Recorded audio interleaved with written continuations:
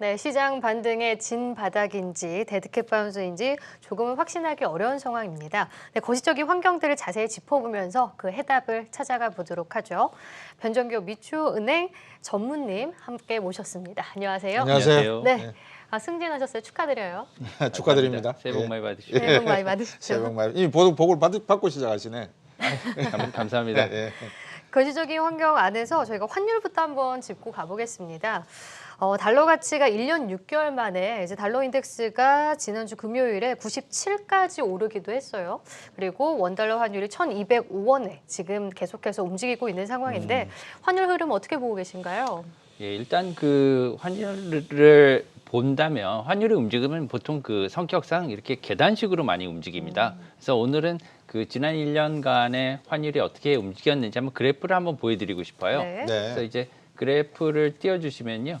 이제 그 레인지 장세를 보입니다. 가다가 이렇게. 그래서 처음에 3월에서 5월 사이를 보시면 1,120원대 이렇게 중심으로 움직였지 않습니까? 네. 예, 빨간색 그 네모 박스 안에 이렇게 움직이는 이유는 뭐냐면 시장에 특별한 어떤 그 모멘텀 시프트가 없었던 거예요. 이제 어떤 구간을 중심으로 움직이다가 환율은 네. 어떤 그 금융이나 경제적인 모멘텀 변화가 일어나면 이렇게 확 구간이 바뀌는 그런 변동을 보여줍니다, 보통. 네. 그 이후에 2021년 작년이죠.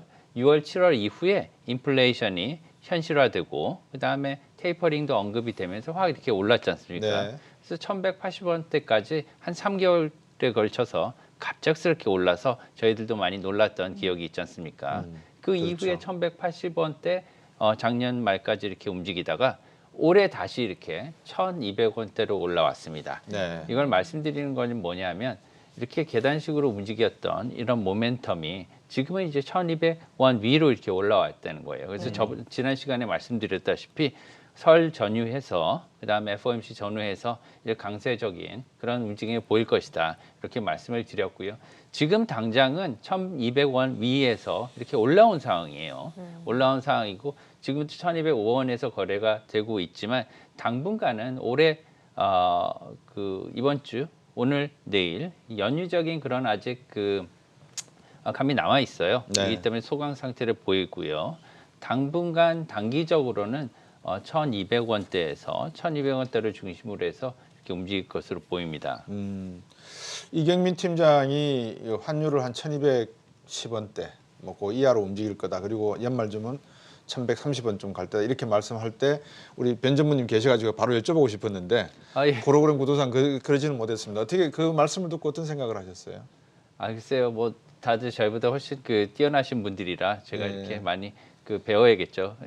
과공비례라고 예. 너무 겸손하셔도 예의가 아닙니다. 어떻게 생각하십니까? 이렇게 생각합니다. 지금까지는 이렇게 꾸준히 지난해부터 여러 가지 오르는 그런 달러 강세적인 요인이 많이 있었지 않습니까?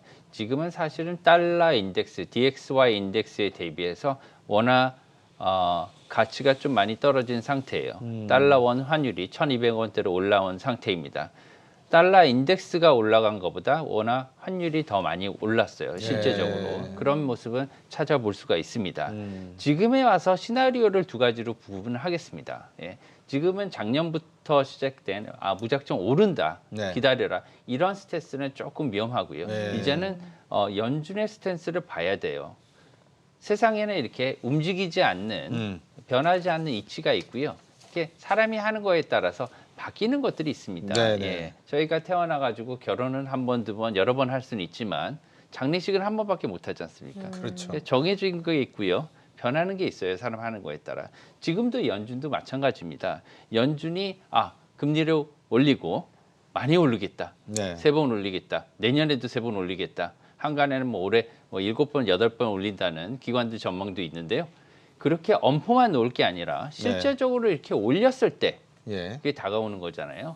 엄포만 났을 때는 오히려 더 떨어질 수도 있습니다. 예, 그렇죠. 그래서 시나리오적으로 본다면 만약에 첫 번째 시나리오로 생각해 볼게요. 그래서 올해 연준이 3월에 금리 인상을 0.5%포인트를 올린다. 네. 그리고 5월 달에도 어느 정도 인상을 단행한다 했을 때는 네.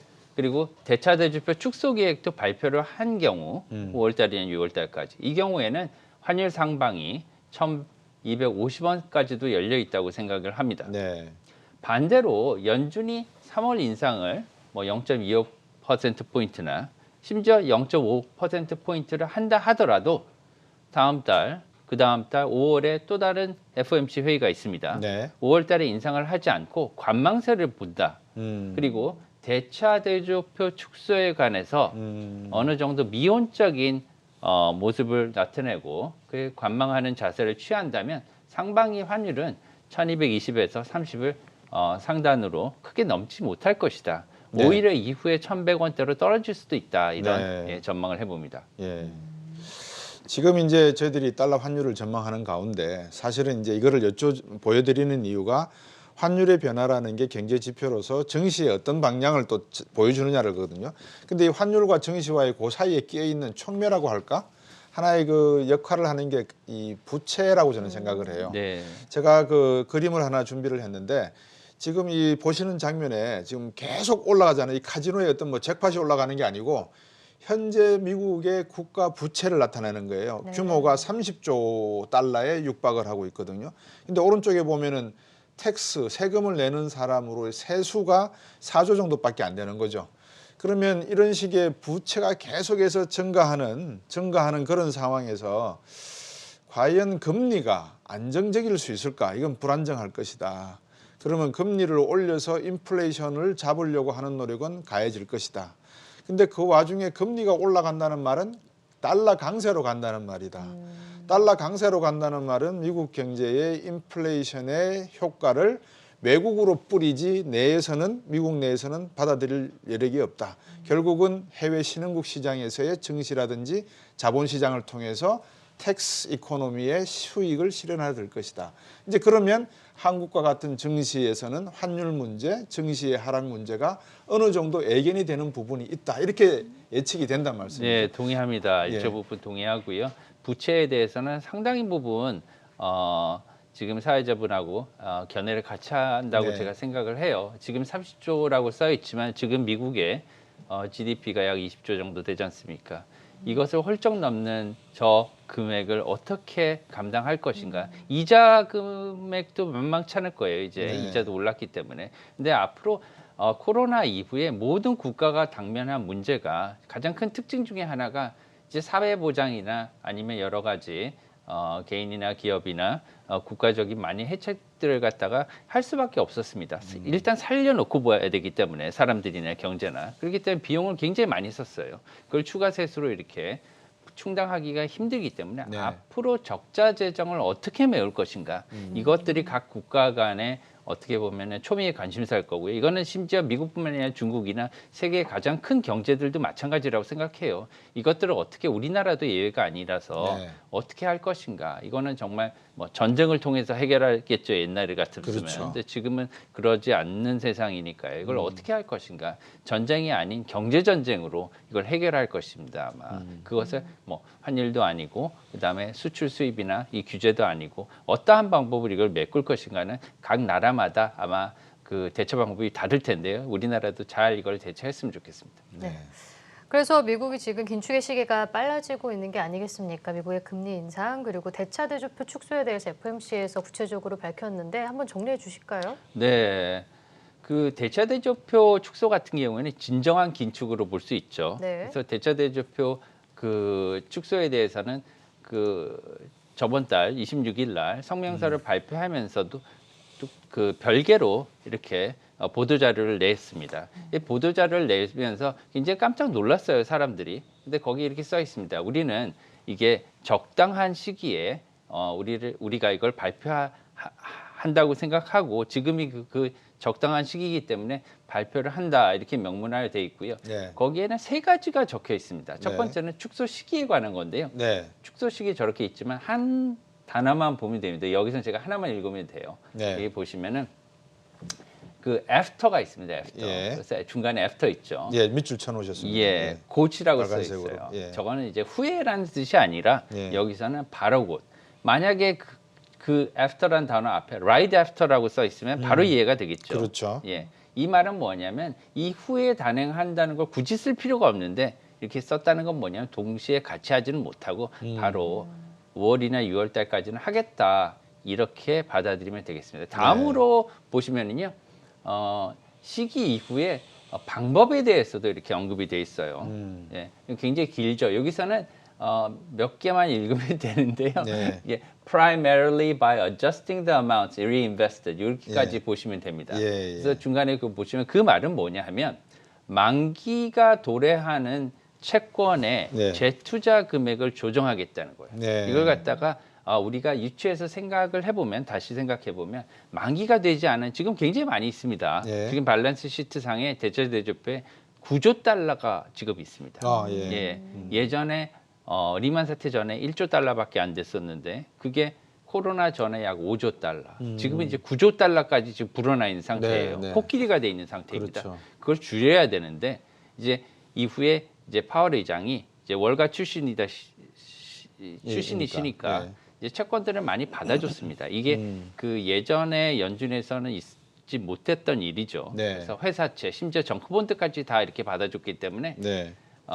만기 보유 채권만 건드리겠다는 거예요. 네, 그걸 네. 갖다 조정해서 앞으로 네. 이것을 조정하겠다는 의미입니다. 다음으로는 어떤 채권을 중심으로 밸런스 시 대차대조표를 축소하겠느냐에 대해서도 언급이 나와 있습니다. 이건 네. 이제 그 우회적으로 볼 수 있는데요. 여기는 이제 보면은 hold primarily treasury security라고 이렇게 명문화를 시켰어요. 네. 이건 뭐냐면 국채는 건드리지 않겠다. 그렇죠. 가급적이면 예. 신용이 안 좋은 것부터 이렇게 시작하겠다는 겁니다. 그래서 아까 말씀드린 정크본드, 뭐 회사채 이런 것들부터 나오기 때문에 앞으로 저기 그 화면에 보시다시피 네. 달러에 있어서 장단기 금리차 확대에도 영향을 미치고요. 특히나 그 신용 프리미엄이 이렇게 확대되는 그런 현상 어쩔 수 없이 갖고 와야 될 겁니다. 그래서 이런 것들이 2022년 올해 말이나 바로 나타나지는 않겠죠. 올해 말이나 특히 내년에 가서 우리나라 기업들의 해외 조달 금리 상승 부담에 이렇게 연결될 것으로 보여서 조심하고 우리가 대처했으면 좋겠습니다. 그 방금 세 가지 내용을 우리 일반인들이 그냥 훅 지나갔던 내용을 잘 정리해 주셔서 제가 또 하나 저 금리 자료를 하나 그림을 준비를 네. 했어요. 보시면은 2050년까지 미국의 금리가 어떻게 올라가는지 지금 전망해 놓은 거거든요. 그러니까는 지금 현재의 팬데믹 상황 2020년 상황에서 2050년까지 아마 부채가 195% 상승하면서 미국 금리도 여기에 상응하는 형태로 올라갈 수밖에 없을 것이다라고 하는 예상치를 지금 이 그래프가 보여주고 있는 상황이란 네. 말입니다. 자, 그러면 과거에 케인즈는 뭐 폴 사멜슨 교수 같은 경우에는 필립스 커브 그래가지고 들어보셨잖아요. 네. 실업률과 인플레이션은 반대 방향이다. 근데 그게 다 묵살이 되고 지금 엉터리다라고 하는 이야기가 나오는데 연준은 계속해서 실업률, 물가 이 두 개를 가지고 간단 말이죠. 네. 근데 과연 이게 맞는가? 그러면 결국은 금리적인 문제만 딱 떼서 놓고 보면 제가 네. 횡설수설하는 것 같지만 1999년부터 이 CFTC에서는 네. CDS에 대한 경고를 때리기 시작했어요. 네. 브루클린 본드라고 하는 여자 CFTC 위원장이 지금 CDS에 상당한 위험이 끼어 있다. 그게 부실 채권이죠. 방금 전무님 말씀하셨지만 연준에서 먼저 해결하려고 하는 게 이미 2008년도 경험을 통해서 부실 채권부터 빨리 정리해야 된다는 게 목표라면 네. 우리가 그 규모를 먼저 알아내고 예, 예. 이 사람들이 어떤 방향으로 갈 것인지를 예측한다면 예. 금리, 환율, 증시 이 하나의 자본시장의 연결고리가 조금 풀릴 것 같거든요. 네네. 예. 되게 좋은 지적입니다. 다만 그 한 가지 제가 생각하는 거는요. 부채 수준이 굉장히 높습니다. GDP 대비 네, 지금 그렇죠. 많이 높아졌는데 이제 인플레이션을 좀 고려해도 되지 않을까 이런 생각이 들어요. 이제 인플레이션을 고려하면 장기적으로 이제 그 GDP는 올라가고 예. 그리고 부채는 이렇게 줄어드는 그런 상쇄 효과가 있습니다. 그런 것들을 좀 고려한다면 지금 약 높죠. 그래도 높은 수준입니다. 거의 200% 가까이인데 조금 떨어지지 않을까 이런 생각은 하고요. 그런 그 연계고리 같은 경우에 저희들이 많이 생각해봐야 될 항목인 것 같습니다. 네. 그 마지막 질문으로 준비가 된 게 사실은 그 중앙은행의 암호화폐라 그러나요? CBDC. 네. 이건 디지털 디지털 화폐. 근데 요즘 나스닥 떨어지니까 암호화폐도 푹 떨어졌어요. 네네. 이건 어떻게 보십니까 혹시? 그 최근에 그 CDBC 중앙은행 디지털 화폐에 대해서 그 20일이죠. 1월 20일자로 연준이 보고서를 올렸습니다. 깜짝 놀랐습니다. 첫 보고서예요. 디지털 화폐에 관해서.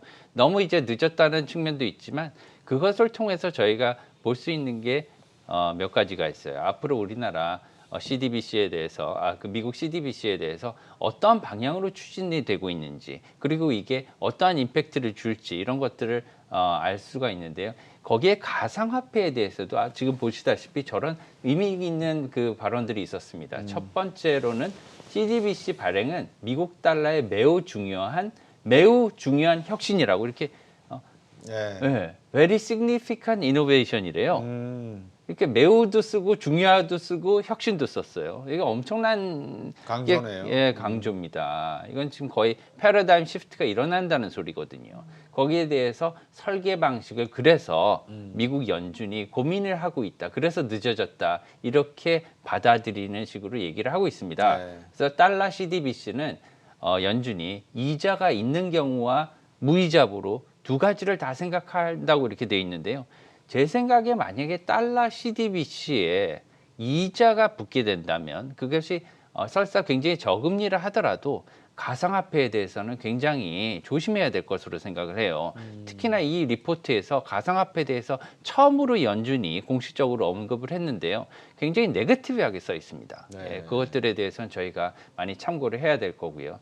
특히나 한 가지는 그 연준이 CDBC 발행에 있어서 발행 후에 대체 효과라는 거에 대해서 굉장히 생각을 많이 하고 있는데요. 은행이나 아니면 여러 금융기관에 타격을 줄까 봐 이런 생각도 많이 하고 있는 것으로 생각이 되는데 기회가 있으시면 한번 읽어보셔도 좋을 것 같습니다. 네, 그렇게 하도록 하겠습니다.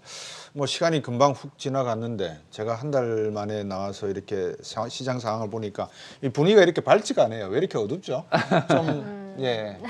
하여튼 주식 경제와 함께 하시면서 우리도 뭐 좋은 이야기 또 시장에 대한 전망치 많은 참고가 되는 내용들 얻어가시기 바라겠습니다. 변호사님 오늘 고생 많으셨습니다. 고맙습니다. 별 말씀 감사합니다. 예.